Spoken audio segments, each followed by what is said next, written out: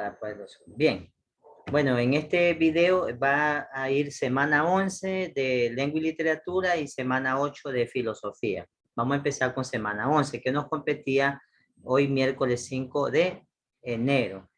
El tema sí es textos académicos. Verá que tiene relación con lo que expliqué sobre la característica de los textos, ¿no? Que vimos anteriormente. Ahora, textos académicos. Vamos a avanzar, dejar ampliar un poquito más, porque cuando a veces yo veo en el video como que se ve un poquito borroso. Bien. Ok. Define con tus propias palabras qué significa para ti un texto académico.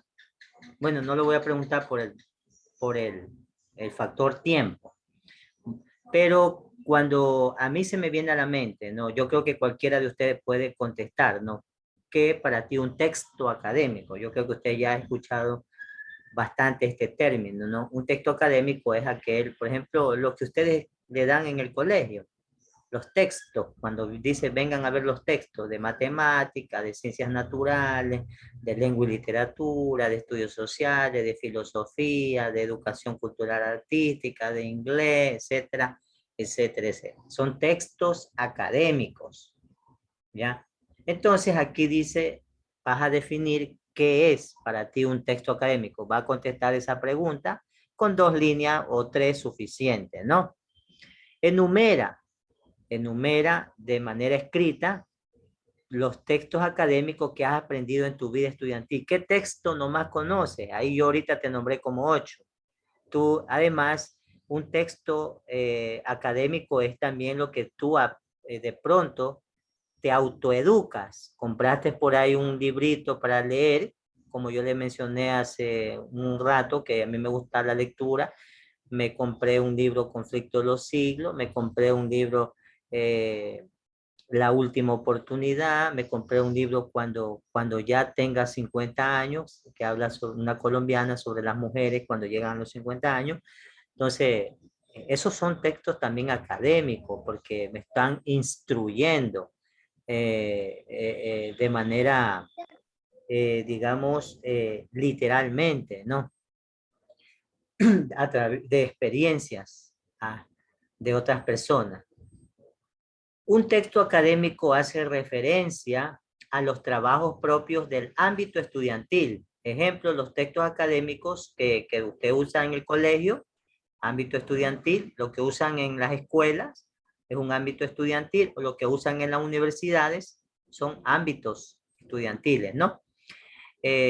También son las monografías, las tesis, los ensayos, los comentarios de textos, resúmenes de textos, reseñas históricas, críticas de algún ensayo o de algún texto, entrevistas que han sido transcribidas en algún texto, son las entrevistas también, artículos de revistas, ponencia, es decir, exponer algo, en este caso, y luego ser grabado y luego ser escrito, ¿no? Tenerlo, son, entre otros, son textos. Aunque en la mayoría de ellos se maneja un lenguaje formal y riguroso. ¿Qué es eso? Riguroso académicamente, formal de manera presentable, ¿no? Y que sea organizado. Entonces, algunos géneros, como el ensayo, permiten una expresión más subjetiva, es decir, te da más libertad, no hay tantas normas y reglas que debes seguir para hacer un ensayo, ¿no? Y la subjeción es más idealista, ¿no? Lo que tiene que ver con lo que expresa tu mente, con lo que tus sentimientos, tus emociones, es que empiezas a escribir. Característica de los textos académicos. Los textos académicos producidos en el ámbito estudiantil tienen una marcada característica formal. Se presta mucha atención al lenguaje y al estilo empleado, a la forma en que se haya estructurado. Es decir, usted cuando coge un libro, un texto académico, usted ve que tiene figuras, tiene un margen, tiene numeración, tiene citas bibliográficas, tiene márgenes, recuadros, etcétera. Un solo tipo de letra o dos para resaltar los títulos, etcétera, ¿no? Y, y es ajustado, es decir, es recto, como usted ve escrito aquí esto, ¿ve? Hay rectitud, hay orden. No es que por aquí una línea más chueca, una línea por acá. O sea, a veces cuando no se justifica el texto, que quede bien bonito, que tenga estilo, que tenga estética, eso quiere decir. Se presta mucha atención al lenguaje y al estilo empleado, a la forma en que se haya estructurado el texto, las normas de citas bibliográficas, entre otros. Es decir, para hacer citas bibliográficas se deben de seguir ciertas normas llamadas APA, es decir, con un tipo de letra y de una estructurada de una manera que ya internacionalmente está establecido, ¿no? Que se pone el año, se pone el autor, quién escribió, y se pone sangría, y se pone negrita, y se pone cursiva, etcétera, etcétera, ¿no? Esas son las citas bibliográficas, es decir, se sigue un orden riguroso para imprimir un texto académico. Primero, dice, se pueden resumir sus características de la siguiente manera. Primero, un estilo formal y técnico. Por ejemplo, una monografía que debe reunir ciertas condiciones formales de redacción. Contar con una introducción. Es decir, cuando tú vas a redactar una monografía, una tesis, un proyecto, debe de contar con una introducción, un índice, indicando en qué página está tal título. Para que se vea correctamente organizada, para que la persona que cuando abra el libro, el texto, la tesis, quiera buscar un tema en especial, va al índice y ya va a la página directamente, ¿no? Eso es para tener organizado. La manera de realizar bibliografías, es decir, como les dije hace un momento, las normas APA se rigen las citas bibliográficas. La conclusión, todo texto debe de concluir, tener un resumen, una introducción o un prefacio, y al último un glosario también saben tener, es decir, un sinnúmero de palabras que supuestamente el autor son nuevas para las personas que lo vayan a leer, no conozcan, o tal vez como es de otro país, dan a conocer qué significa tal palabra, ¿no? Y los anexos, que los anexos son las fotografías, las imágenes que va a utilizar, de pronto no lo quieren poner en el medio no lo van a poner en una tesis, en un proyecto, en una monografía, las fotos, las imágenes, los cuadros estadísticos, no lo van a poner en el medio, ni al inicio, sino todo al último, y se llaman anexos. Anexo 1, anexo 2, anexo 3. Y por ejemplo, si en la mitad del texto dice vaya al anexo 7, quiere decir que vaya a ver ese anexo 7 que tiene relación con el tema en ese momento que se está explicando. Así es, de esa manera es organizada una monografía tesis. Tiene un estilo formal, técnico. Segundo punto, variedad temática. El tema a ser tratado depende de la disciplina. Es decir, cuando hablamos de disciplina, hablamos de la profesión, la asignatura. A veces, hoy en día también se utiliza de las líneas curriculares. Estamos hablando de asignaturas, materias, profesión.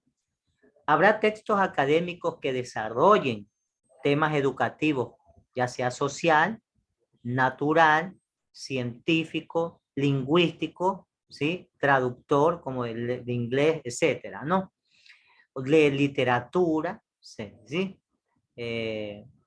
Tercer punto, va dirigido a un público especializado.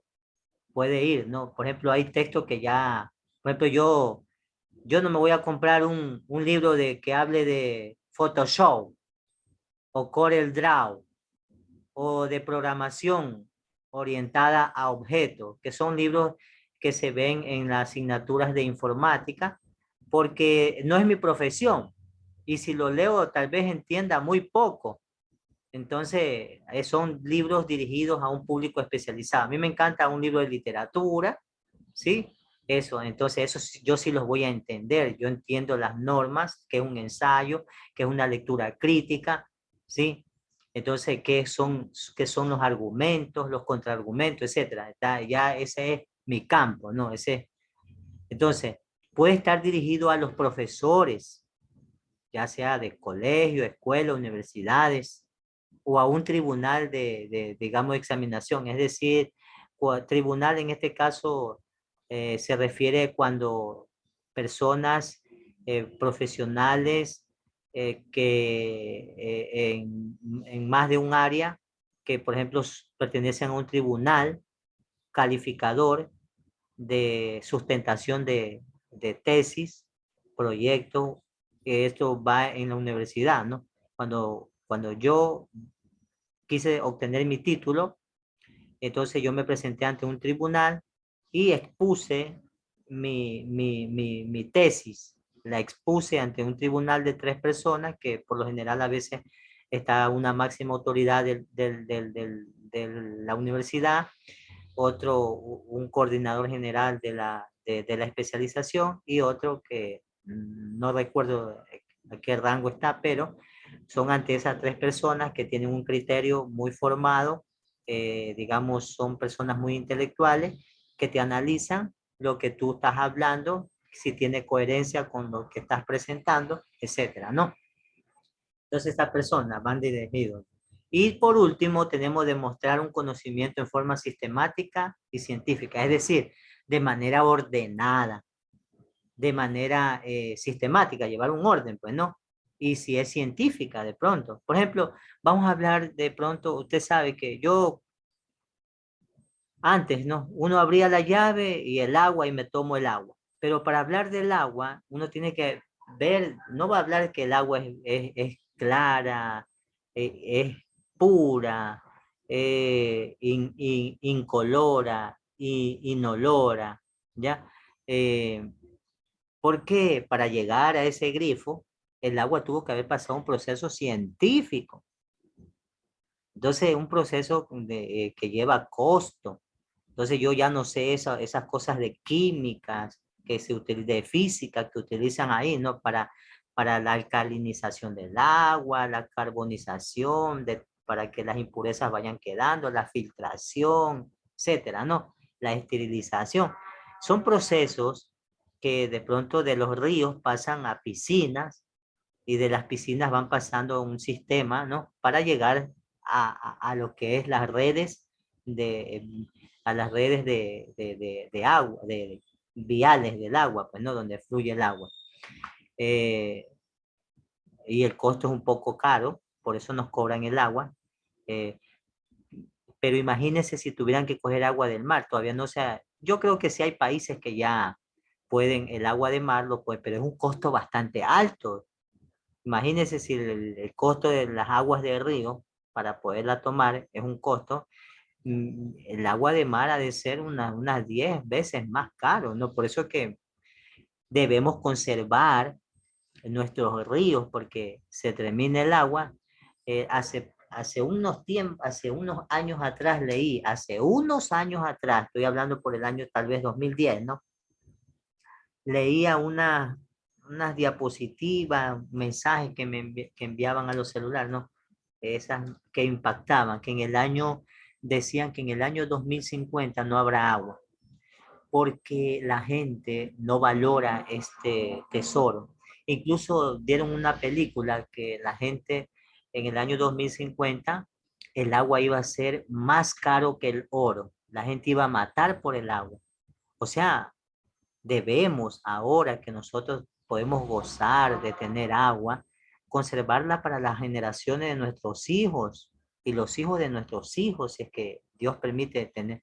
Lo que pasa es que este planeta cada vez se está degradando debido al mismo ser humano que es llamado cáncer del planeta, que destruye, que degrada todo lo que toca, ¿no?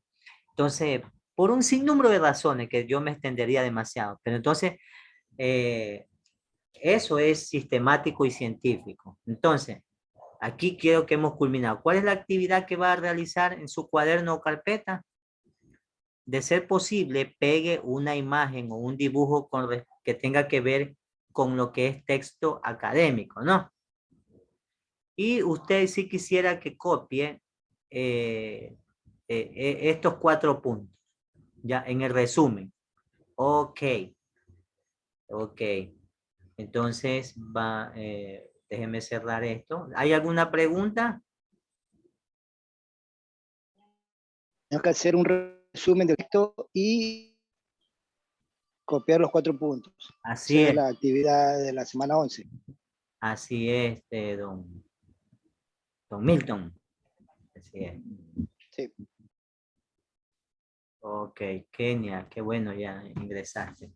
Bien, vamos a continuar ya con la última que me toca compartir con ustedes. Ustedes han salido beneficiados. Gracias por tenerme paciencia. Ya tenemos 1 hora, ¿no? Ya creo que aquí con unos 10 minutos culminamos. Vamos entonces a filosofía de la semana 7 y 8. 7 y 8 que yo no las di la vez pasada. Eh, por falta de pronto ya que ya estábamos casi diciembre y yo tenía que revisar portafolio a los otros cursos, etcétera, etcétera. Entonces esta clase a mí me tocaba el miércoles 1 de diciembre y el miércoles 8. Por eso digo semana 7 y 8. Algunos ya la hicieron, no hay problema. Pero vuelvo y repito, lo hago con la sana intención de que los otros estudiantes también tengan la oportunidad de revisar, porque a mí me molesta que quieren que yo le dé explicando qué deber envió. Por eso yo ahí tengo los videos, yo los envío y les digo, vea el video, ¿sí? No es por usted, señor Milton, de pronto me acuerdo que usted me preguntaba, no, es por otros estudiantes que no se conectan y me preguntan, ¿no? Ni siquiera revisan en el grupo qué es lo que yo estoy subiendo. Bien, entonces, definición de conceptos, primera parte y segunda parte. Vamos a ver. ¿Cuál es la actividad? Van a realizar, según aquí, un resumen de lo leído y analizado. Lo que vamos a hacer ahorita, a leer y analizar. Esto era antes de lo que yo les di en el otro video, en el otro que hablé sobre el juicio. Esto va antes, ¿no? Ahora vamos a hablar qué es el concepto, definición de concepto. Pensemos en un momento cómo nos representamos un objeto cualquiera en nuestra mente. ¿Es una imagen, un símbolo o una palabra? Por ejemplo, usted de pronto yo le digo carro, en su mente usted se imagina un carro, pero no todos lo imaginamos de la misma manera. De pronto usted con los ojos cerrados toca algo, si de pronto toca la mesa, entonces este tacto hace que en su mente se proyecte una imagen, qué sé yo, usted puede decir incluso un poquito más racionalizada. Esto es duro, es una mesa, es de tabla, es de fierro, es de vidrio, etcétera, ¿no? Eh, o de pronto su mano usted la lleva a su mueble y el cerebro siente lo que está tocando, su mano, entra esa información a través de su sentido, que es el tacto, llega al cerebro y su cerebro dice, ah, este es terciopelo, este es cuero, etcétera, ¿no? Y uno se siente, incluso a veces nos sentimos agradables. O de pronto no, de pronto eso que llega a nuestro cerebro, de pronto no solamente sea por la mano, sea por otro sentido, como por la vista o la nariz. Cuando usted huele algo al cerebro, cuando hay olores que a mí me transporta a mi niñez, me ha pasado eso, o hay por mi oído, hay sonidos que a mí me transportan a mi niñez y a mi juventud. Entonces así es, ¿no?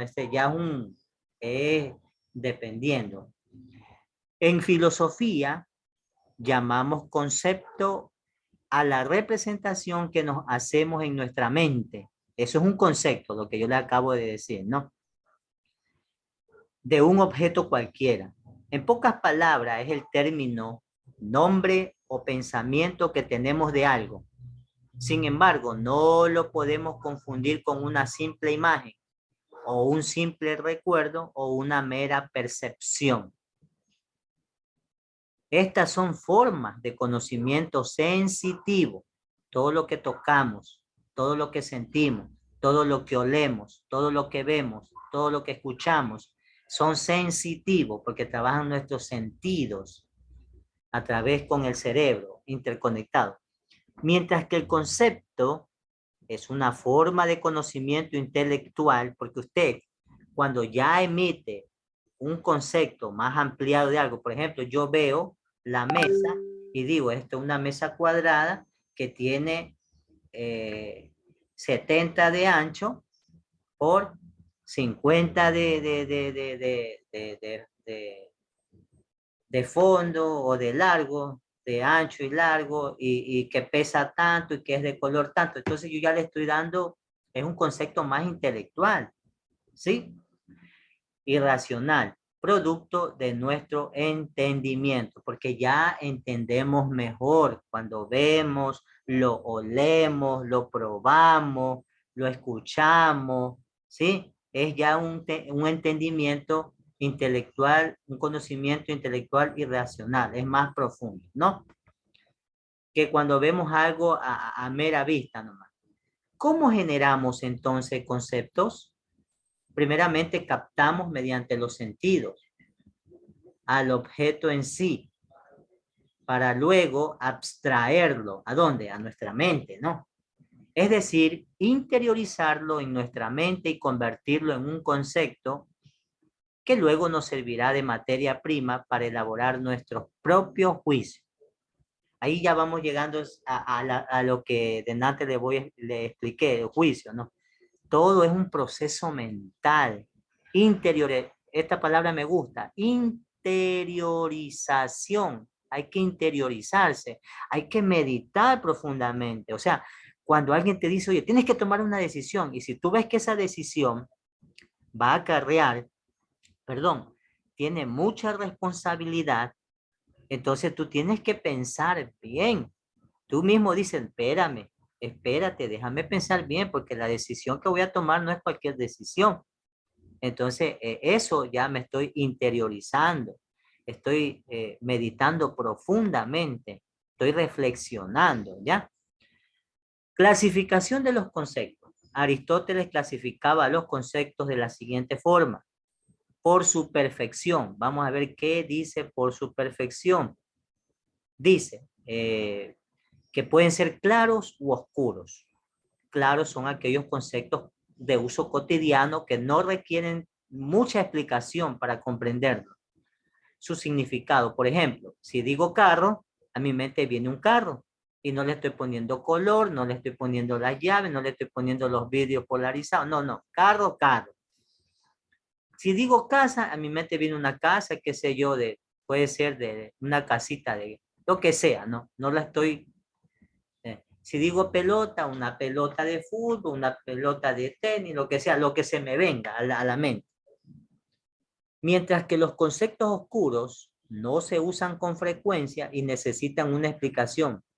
Por ejemplo, se refiere a que a veces nos encontramos con palabras que no las escuchamos muy seguida y se nos hace un poco difícil entenderla. Entonces, necesito, por ejemplo, ápice.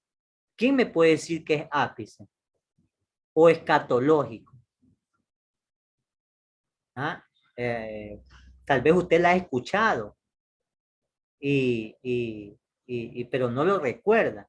Entonces son palabras que como no se usan muy seguidamente, entonces nos olvidamos pronto. Ápice es la punta, como quien dice, el ángulo más pequeño de algo, ¿no? Cuando tú dices, eres un ápice en la vida, o sea, no eres nada, eres ínfimo, eres pequeño, ¿no? Voy a leérselo, más, porque aquí lo escribí, por aquí lo puse, déjenme ver, aquí está.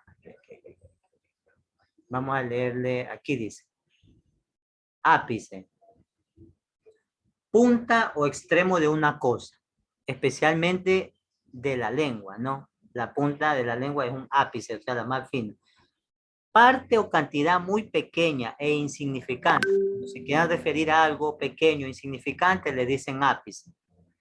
¿Qué es escatológico? La escatología es el conjunto de creencias religiosas sobre las últimas realidades, es decir, sobre el más allá, sobre después de la muerte. La escatología general o poshistórica se ocupa del destino final de la humanidad. O sea, cuando usted escuche escatología, estamos hablando del fin del mundo. Ya viene el fin del mundo, es algo escatológico, que en la Biblia se nombra, ¿no? Eso es escatología.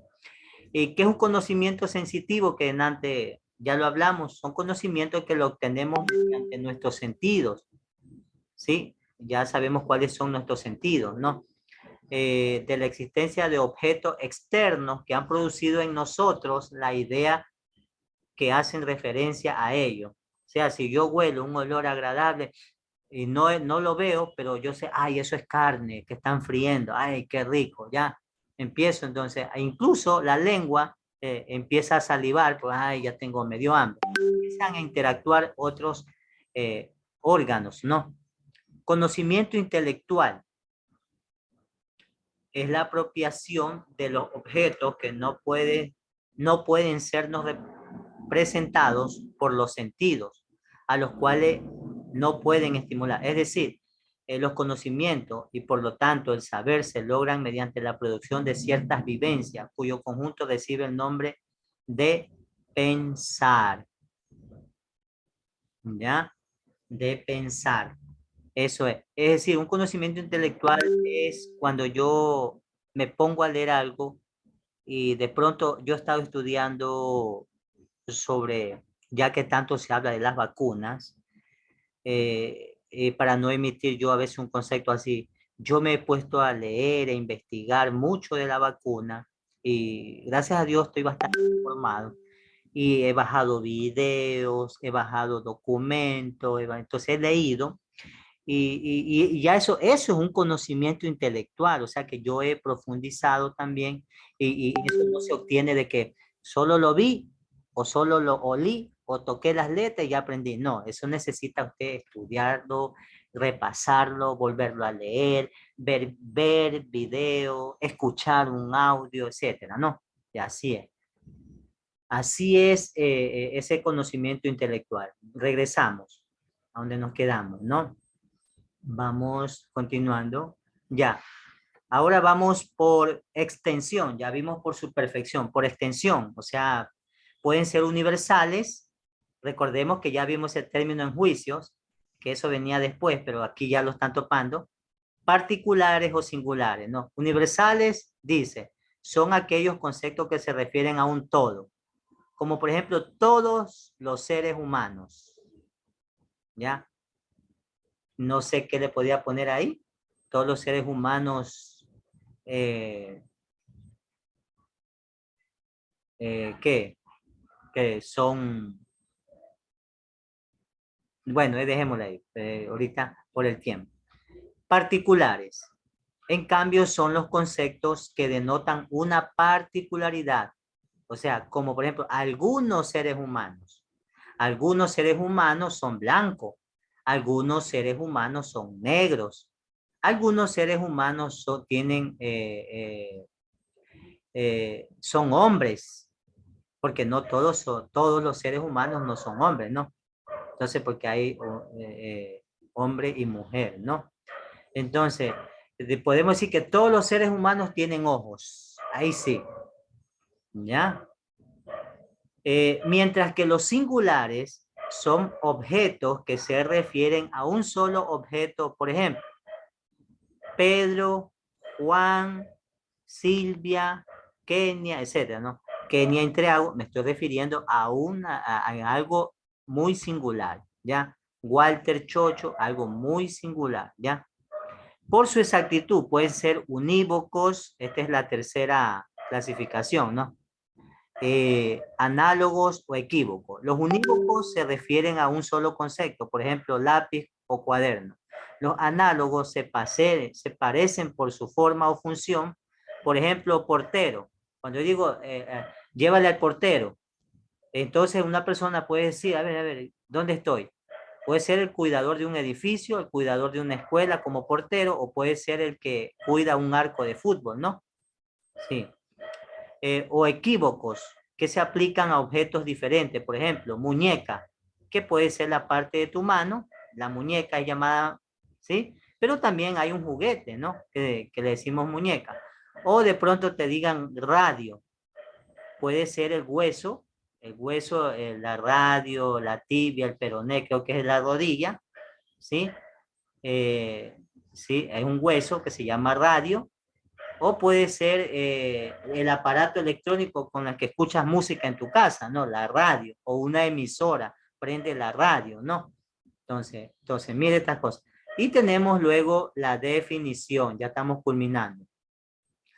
Consiste en delimitar, precisar y aclarar brevemente las notas esenciales de un concepto o la significación misma del término. Tenemos algunos tipos de definiciones para los conceptos. Por ejemplo, definición esencial, decir lo más importante, es decir, la esencia de lo que quieres decir. Definición accidental, se dan características del objeto, por ejemplo, el ser humano es un ser bípedo, ¿sí? Yo no creo que porque los animales son tratados como bípedos. Bípedos es aquel que camina en dos patas. Los animales, los seres humanos no tienen patas. Ahí no estoy de acuerdo aquí con el ser humano es un ser bípedo. Y acá que el ser humano es un animal racional, algo esencial. No, ya lo dije antes, que el ser humano, o sea, el hombre no es un animal, el hombre es un ser humano. La vaca, el toro, el tigre, esos son animales. El mono, ¿ya? Entonces yo defiendo mi criterio, ¿no?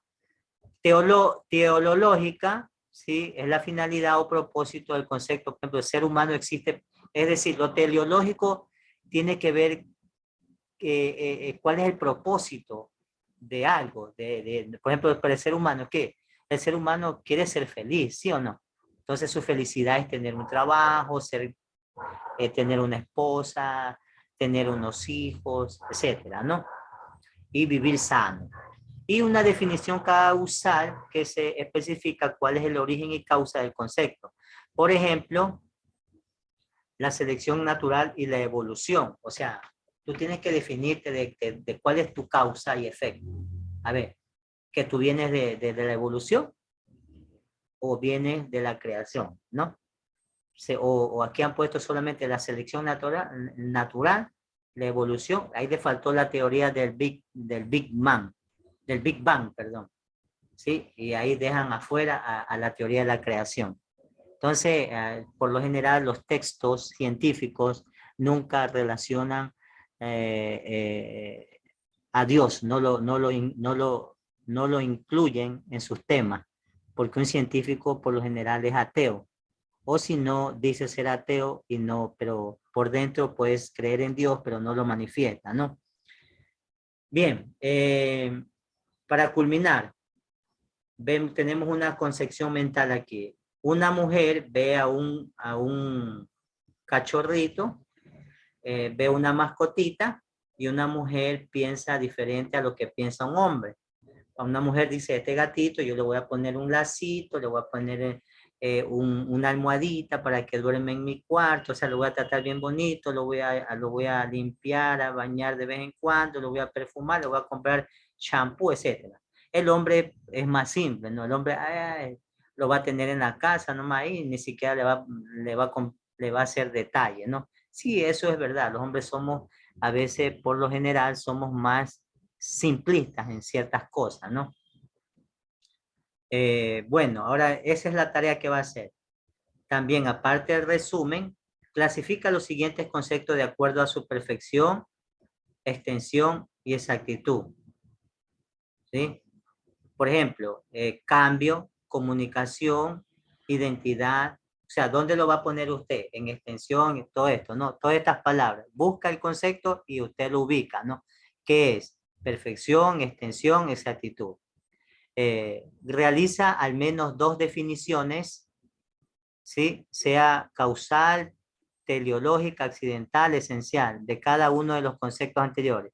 2 definiciones, causal, teleológica o accidental. Y señala cuál, la 3, señala cuáles de las siguientes expresiones corresponde a concepto y cuáles no. Ya ahí les da dando. ¿Cuál corresponde a concepto y cuáles no? Cuarta, determina 3 conceptos claros, 3 conceptos oscuros, 3 conceptos universales, 3 particulares, 3 singulares, 3 conceptos unívocos, 3 conceptos análogos y 3 equívocos. 5. Comenta el siguiente texto de José Ortega y Gasset. Lo leen y usted comenta. Esa es toda la tarea. Y copia estos conceptos. No haga el resumen. No hagan el resumen. Solamente desarrollen los 5 numerales y estos conceptos que es conocimiento sensitivo, que es conocimiento intelectual, que es un ápice, que es escatológico, que es bípedo y que es la teleología. Bueno, me despido porque ya queda menos de un minuto, jóvenes.